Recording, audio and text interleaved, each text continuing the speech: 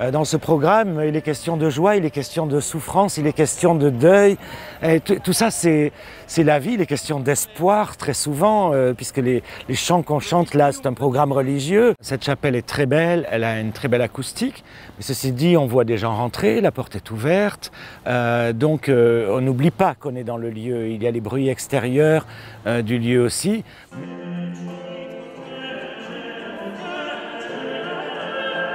C'est un peu exceptionnel d'avoir du public déjà là dans les répétitions. Je pense qu'à partir du moment où on est dans l'hôpital, il était important que les malades qui ne peuvent pas se déplacer puissent aussi profiter de la présence des artistes. Notre violoncelliste et notre théorbiste se sont déplacés dans les services. Les malades peuvent les entendre, mais aussi le personnel soignant.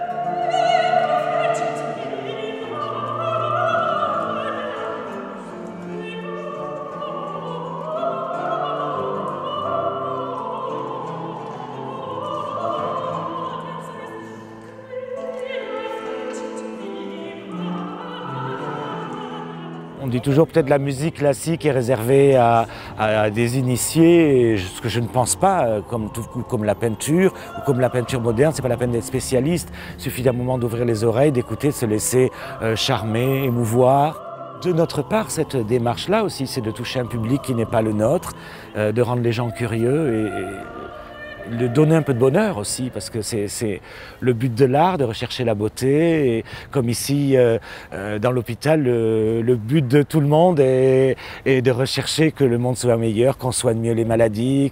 Et tout ça est imbriqué depuis toujours dans l'histoire. C'est la vie des cités, c'est la vie du monde.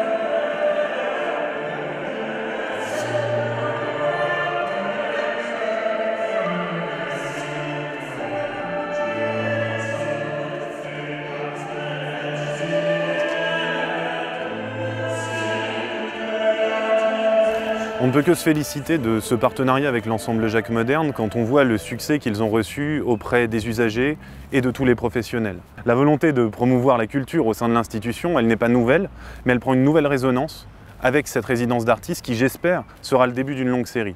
On part d'un constat très simple. Ce constat, c'est que l'hôpital, il est souvent vu comme un monde. C'est souvent un monde un peu à part, un peu en marge, dans lequel on ne vient que pour se faire soigner ou pour y travailler. Et pourtant, ce monde, il a une histoire. Cette histoire, ce sont des bâtiments comme la Cour des Militaires ou la Chapelle Saint-Roch. Donc finalement, l'objectif, il est aussi simple que le constat.